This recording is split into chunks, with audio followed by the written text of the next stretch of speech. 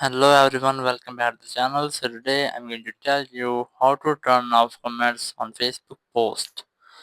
If you are using Facebook and now you want to turn off comments on your Facebook post, so let's see how can you do this.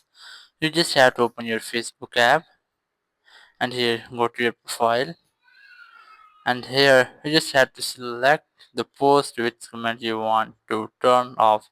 As I'm going to select this one, so just tap on three dots, and here the option of who can comment on your post. Select it, and here you can see different options, which is public, friends, and established followers, friends.